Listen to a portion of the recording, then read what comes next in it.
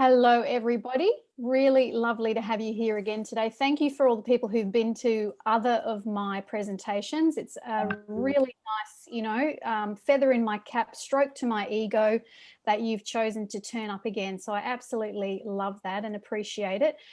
Your time is your most precious commodity. So I really hope that I can add value to your morning. And today, of course, we're here to talk about your brain and habits and how we can create a much more harmonious relationship between the two. So I did actually want to just connect with you personally before I start the slideshow, and just feel free to unmute yourselves if you've got something to say. But my question to you is, do you feel that you are good or not so good at creating habits? Who's going to be brave and offer their experience? Matt, go for it. I think we're really brilliant at creating habits. I think it's something that we do really naturally, whether they're good or bad or otherwise. Doesn't matter. I think that we're Bing, just... bing, bing, bing, bing. Yep, absolutely. You hit the nail on the head, Matt. I shouldn't have asked you because you're the clarity coach. So, of course, you're supposed to know these things. You are absolutely right. We create habits every single day. We reinforce habits every single day. And the only difference between them is whether they are habits that we actually want or habits that are not so helpful anymore. So who's tried to create a habit and has failed dismally? Anyone? Matt, I'm not asking you again. Stacey, go for it. Yes, no, it took a good speaking to a few times from you before I got in action. But yeah, I mean, even just exercise and getting out of the house during COVID, and you sort of do things sporadically, and then I don't know, it's not important anymore, and then it is. Hashtag New Year's resolutions. Yeah, and we will actually be talking about how when we anchor a habit or when we're wanting to create a habit, we actually need to anchor it in a time. So it's like before breakfast, for example, or in a location. So at the back door, just as an example. So I'll take you through a little bit of detail around that as we move through as well. Who's really, really good at creating the habits they want to create? Yeah, it's a mixed bag, isn't it? Yeah, go, Darren. I am when I actually pay somebody to. so if I've got commitment, and that's why your coaches always say, no, you've got to pay for what you're worth and all that. Because when I pay my trainer, for example, I'm committed. So I go twice a week, but I don't go any other time. But which is silly. I should be paying myself to do these things. Yeah, it's so interesting, isn't it, how we need to build up an external environment that actually supports our internal decision. And sometimes that has to hurt. So if it includes paying someone to actually do the job, then why not, if it works for you? Yes, Stacey. I think as well, just to add to that, having the accountability. So I'd much prefer to turn up to a group fitness class than a one-on-one. Well, I mean, turn up to the gym myself, Mm-hmm. So that accountability keeps you going as well. Yeah, and again, that's an example of the external environment supporting you to achieve what you want to achieve. So habits are a really mixed bag. There's a lot of emotions associated with them. There's a lot of sort of judgment that we often place on ourselves. I'm going to be touching on that. And there's a lot of reasons why we fail. And what I'm really hoping that I'm going to give you this morning is some idea of why that actually happens, because the big piece here is that often if we are not successful, it's because we simply don't have the amount of information that we need, or we have the information but we're not necessarily implementing it in the way that's going to be most helpful for us to achieve what we need. And there's two coaches in the room here, so we're going to put our... Actually, we're all coaches in our life, right? But certainly as a prompt for you to get someone who can support you on board, especially if you're going through big changes, Coaching is fantastic for that, for helping and supporting you to develop new habits. All right, so I'm going to start sharing my screen now. And whilst I'm doing this, just make a little bit of a list of any questions that come up for you, because we will have question time at the end. Okay.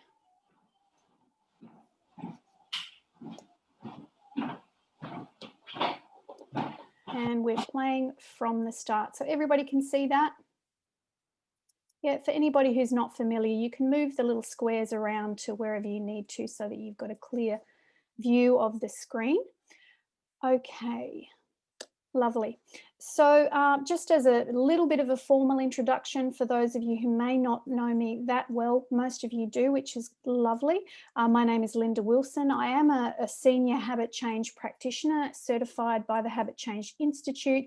That word senior, I'm really hoping that it's talking to you about my skill level rather than my age. I did have a bit of an issue with that badge, but you know, that's why there's that beautiful glossy picture of me there for you to look at. I have written a book called Stress Made Easy, Peeling Women Off the Ceiling.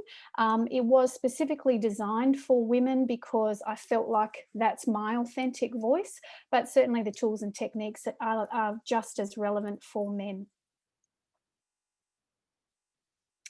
So today's session is what you need to know about your brain and habits and never knew to ask. And I want to really sort of emphasize that because, as I said earlier in the session, often we don't know what we don't know.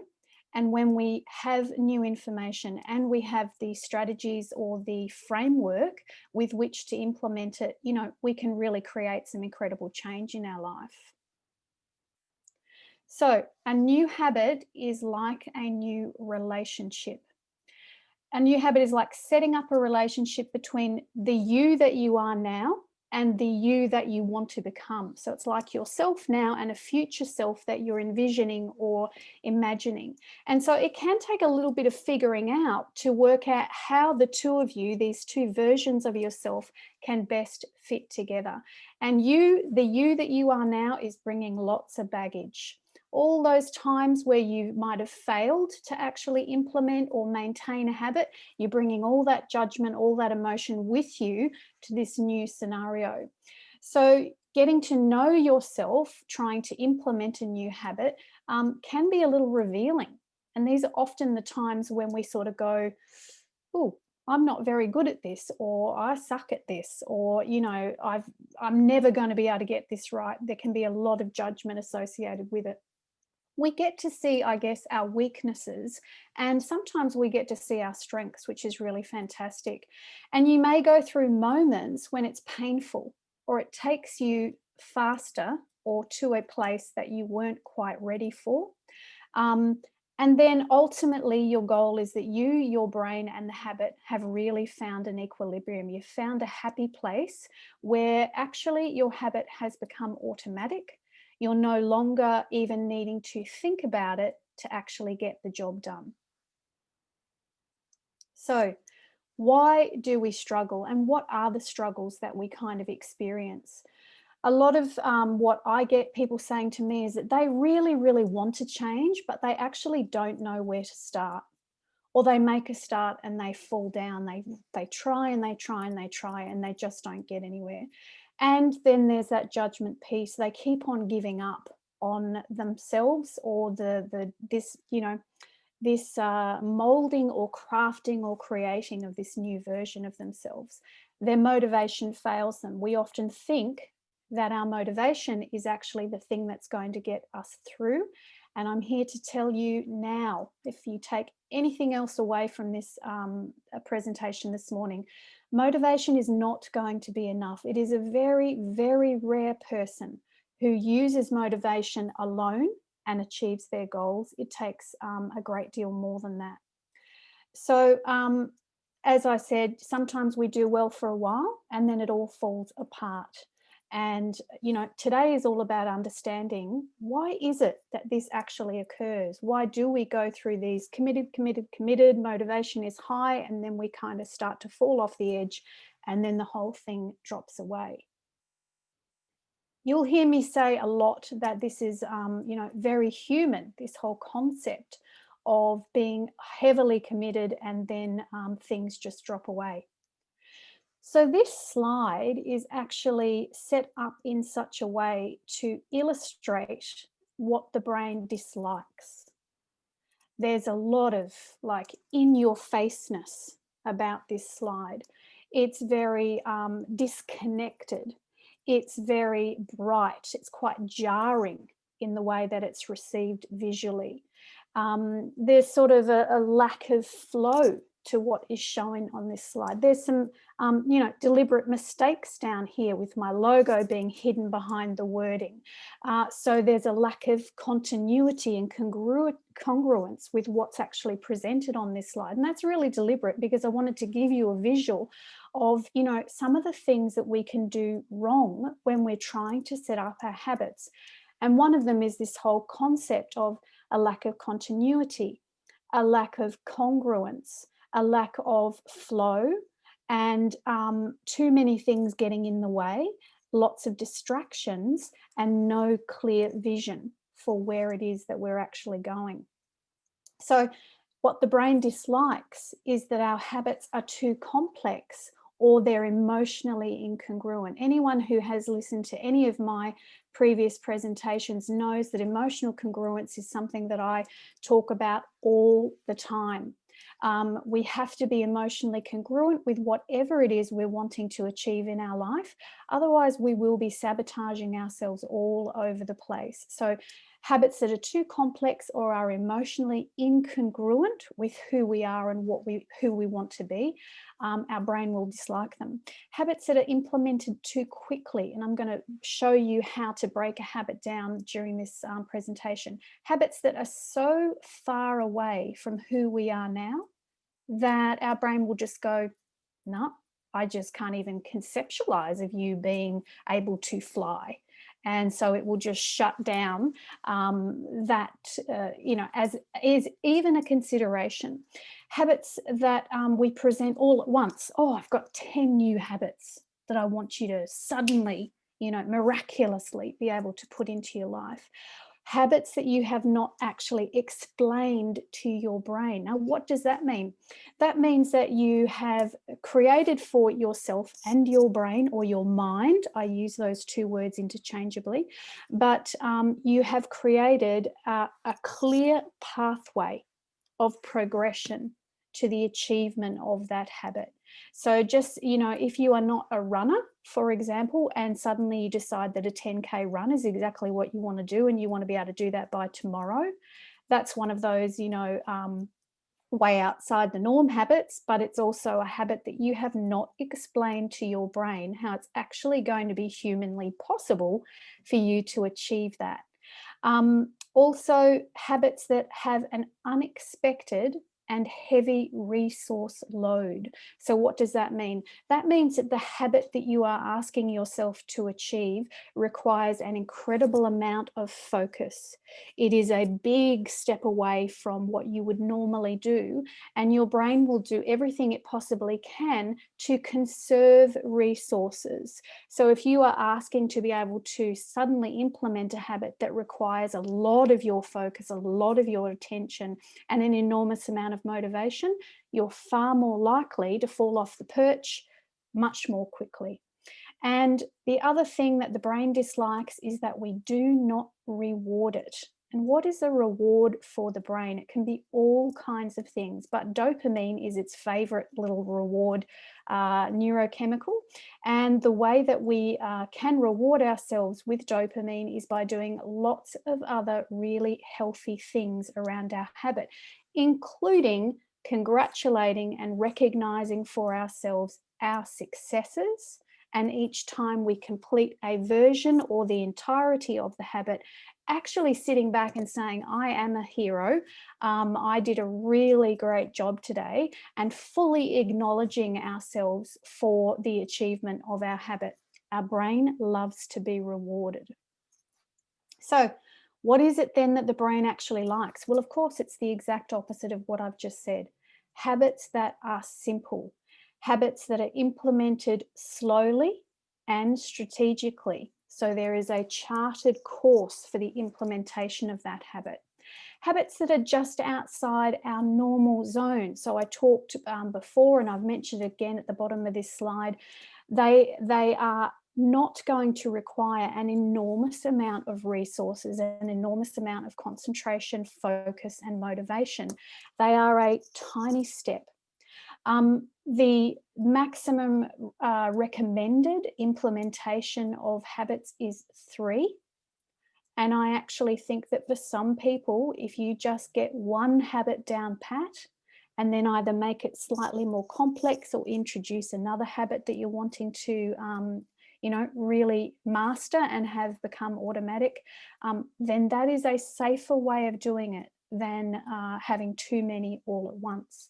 Habits that are explained to the brain. Again, we need to give our mind and we need to give our brain the message of why it's going to be beneficial for us to become this new version of ourselves.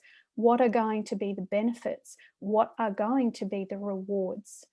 As I already said, that the habit is expected and that the resource load is light. And along the way, that we give ourselves lots of credit and lots of rewards for what we have actually achieved in the path so far. Interestingly enough, there is an architecture associated with habits.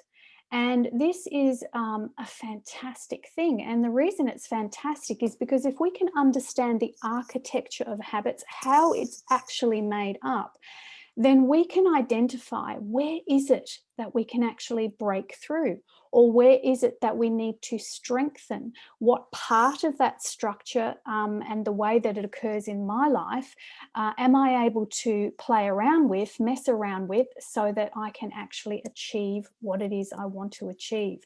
So when we understand the way that something is put together, we can actually tweak it.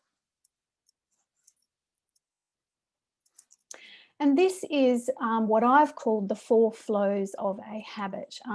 This architecture, if you want to refer to it in that way, was originally designed by Charles Duhigg, and James Clear is another one that you're probably all very, very familiar with Atomic Habits, which is his book that's really, absolutely exploded.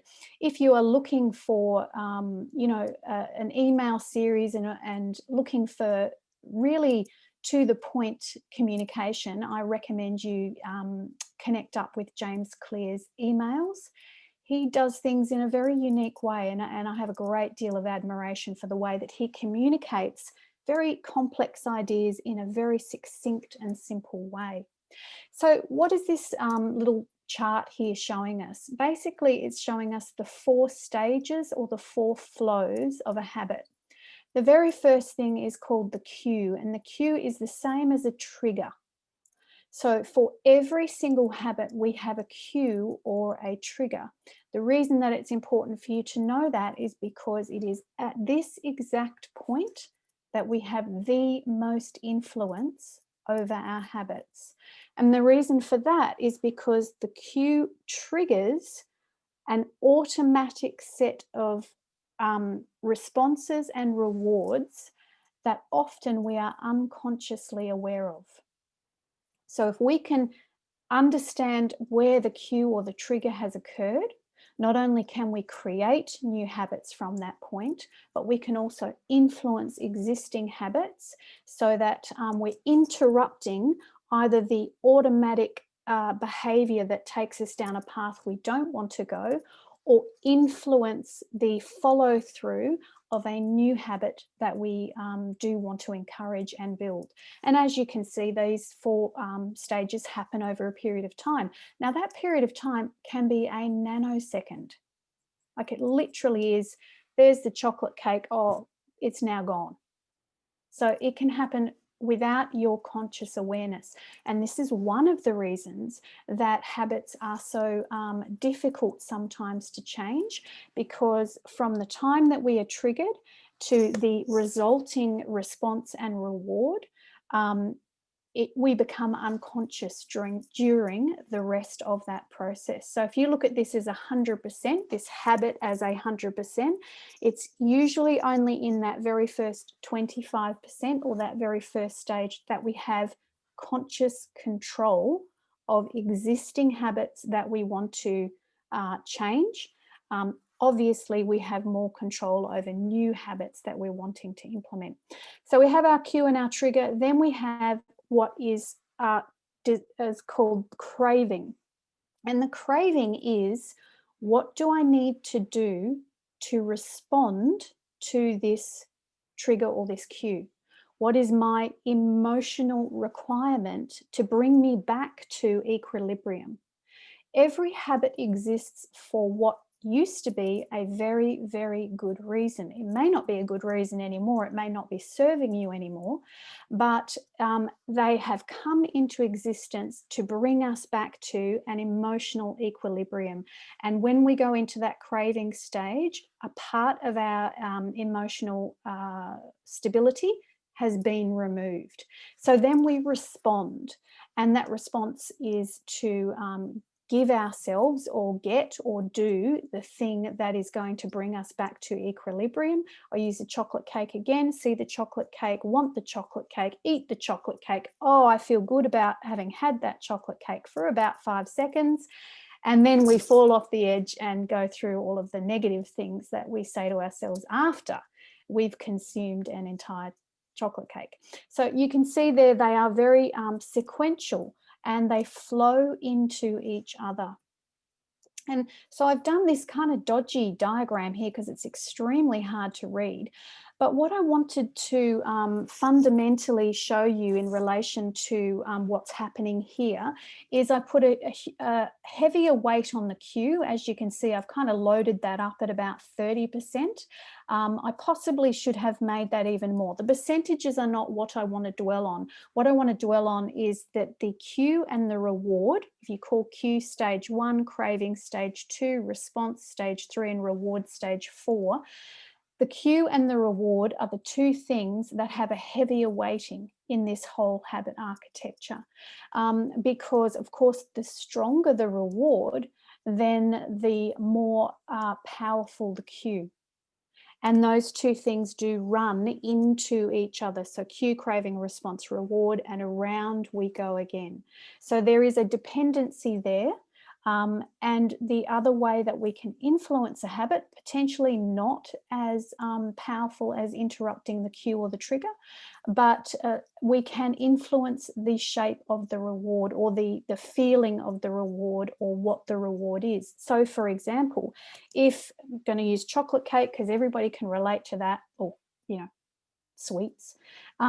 If you decide, okay, I'm not going to do the chocolate cake, but I'm going to do a chocolate protein shake. Can't think of anything worse myself, but hey, for some people that really works. You know, if we can shape the reward to still feel as though we're getting what we want to bring us back to equilibrium, then we can influence a more positive outcome for ourselves. And that's what this is all about. And the way that the brain receives this is, oh, I'm getting my reward. I'm quite happy with this reward. And so, yeah, let's keep going down the path of this particular habit. Okay, creating a positive habit. I'm just going to take you through some of the things that you need to do to actually get that set up and to keep your brain happy.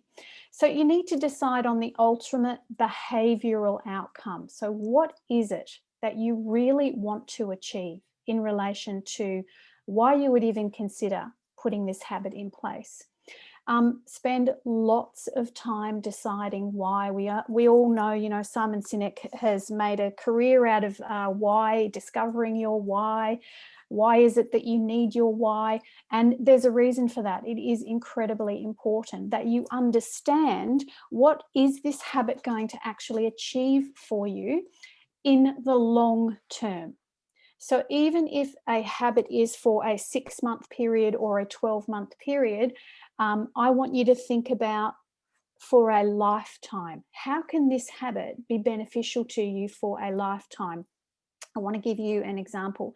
You might have a project, for example, that requires you to be very disciplined for a short period of time, but the actual exercise of being a disciplined person is going to support you for long periods of time, because there will be other occasions in your life when discipline may be required.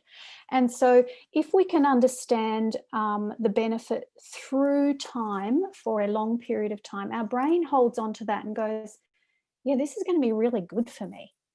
And so you're far more likely to stick with it.